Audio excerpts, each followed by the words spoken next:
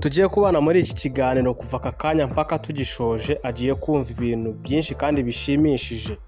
Mbere ko twerekeza kuri match y'ikipe Arsenal ndetse n'ikipe ya Tottenham izaba ku Cyumweru, hari ibintu Thierry yavuze. Thierry hari ibintu yavuze kandi ni ibintu bikomeye cyane. Arimo kubibwira wowe mufana w'ikipe Arsenal. Niba uri umufana w'ikipe Arsenal ugomba kumva ikiganiro mpaka kirangiye.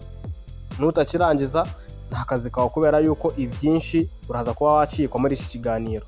Thierry yatangiye avuga ati ni ibisanzwe kubabara nyuma y'umukino uba wamaze gukina ukawutakaza. No kuvuga ngo Thierry yagarutse ku mukino wa Arsenal yatakaje ejo bundi itakaza amanota 2 ikabona inota 1. Ariko niba buri mukino ukomeye utuma utakaza icyizere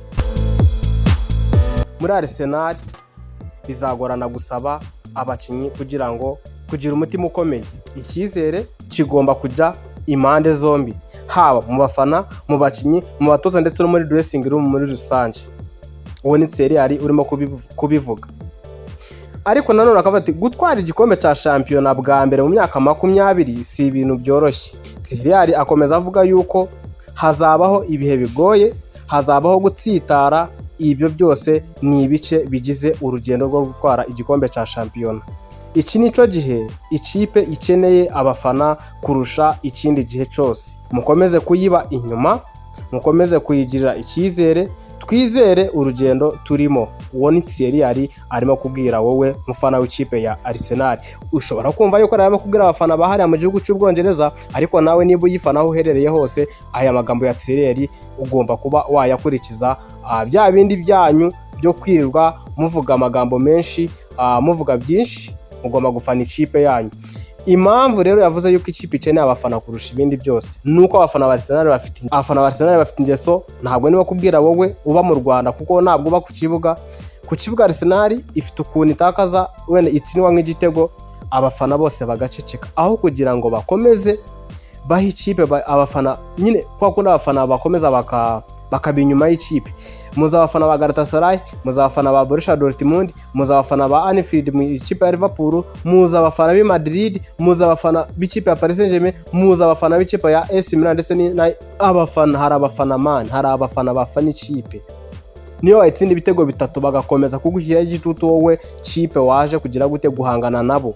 Ni ukuvuga ngo niba Arsenal irimo gukina na Man igatsinda Arsenal igitego cya mbere, abafana ba Arsenal baraceceka, ijwi ry'abafana ba Man rikaganza iry'abafana ba Arsenal mu kibuga. Haba kuri Emirates ugasanga Emirates irimo gushyuha hakurikijwe abafana ba Man apana abafana ba Arsenal.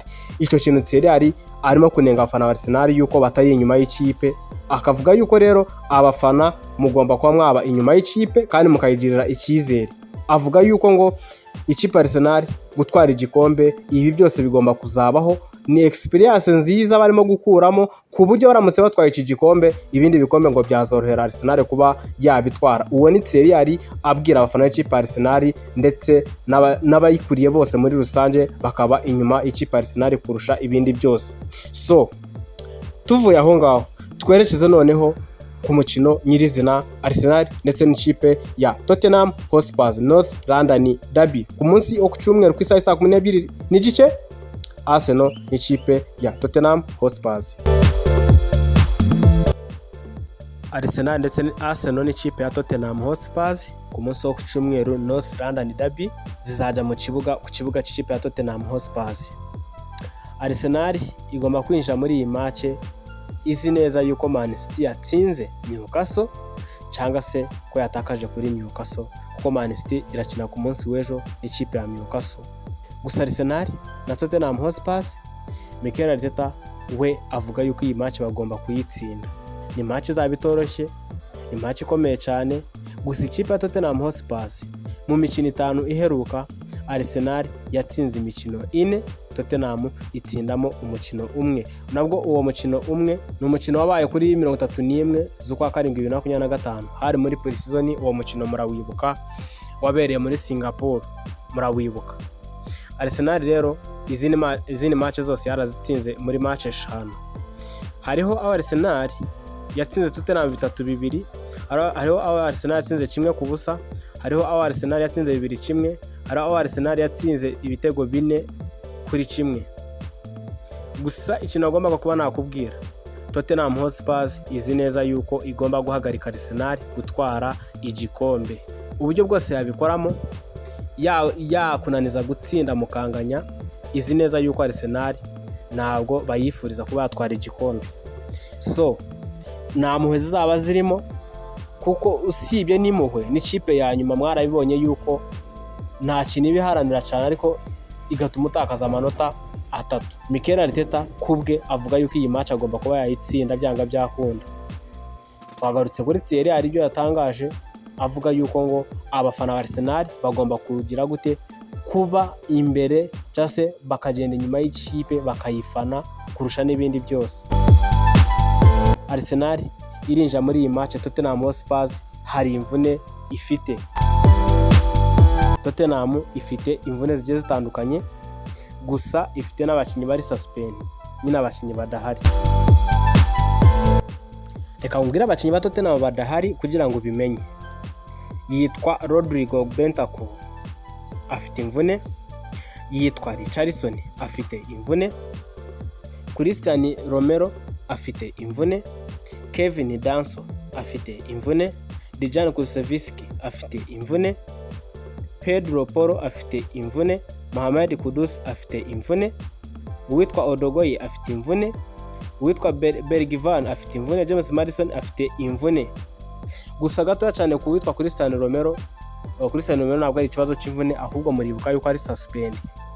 Yabonye ikarita y'umutuku muri match zagiye zitambuka Tottenham yagiye ikina.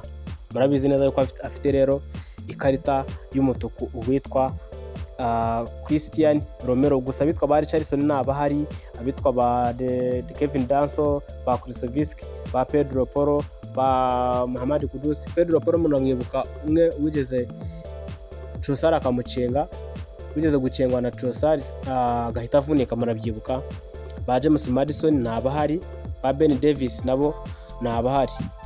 Mu gihe Arsenal Kai Havertz, Max Doman ndetse n'uwitwa Martin Odegaard, gusa na Mikel Merino. Gusa aba bose nkubwiye, haba Kai haba Martin Odegaard, abangaba ngo bazagaragara kuri match ya Tottenham. Max Doman nawe yatangiye imyitozo nawe, gusa we nubwo yaba nyina adahari, umutoza ashobora kuba yamuzana n'ibyo, gusa mu bijyanye no kugira imvune Max Doman mu bakinnyi ba Arsenal bafite imvune ntawe urimo. Gusanga barimo kumunyereka, ariko nziri ko nta mvune afite, ahubwo yagarutse mu myitozo nubwo ataraza nyine ngo agaruke mu kibuga. Kai Havertz, Martin Odegaard bo bameze neza, baraza kugaragara ku munsi wo ku Cyumweru. Gusa nanone karutegereze mu kiganiro Arteta ari buze kugirana n'itangazamakuru, niwe uri buze kubatangaza ibindi birenze kuri ibi ngibi. Reka ikiganiro nyisubikira ahangaha, ahubwo turaza kuza noneho turebere hamwe ibyo Arteta ari buze gutangaza amakuru, abahari n'abadahari, cyane ko nabonye yuko washaka kuba yahindura uburyo bw'imikinire umukino wa Tottenham Hotspur, cyane ko azaba yagaruye kapiteni Martin Odegaard. Gusa uburyo bw'imikinire yakina turaza kubuganiraho twebwe nyine twamaze kumenya abakinnyi bari n'abadahari, cyane cyane nijoro turaza gukora live. Ariko mbere ya live ndakubwira yuko ku mugoroba uraza kugeza saa 12 ikiganiro cyagezeho kindi, tubabwira ibyo Arteta yatangaje mu itangazamakuru. Gusa icyo ugomba kubamenya nuko live turayifite nijoro, hagati ya saa 3 na saa 4 dufitemo live kuri YouTube.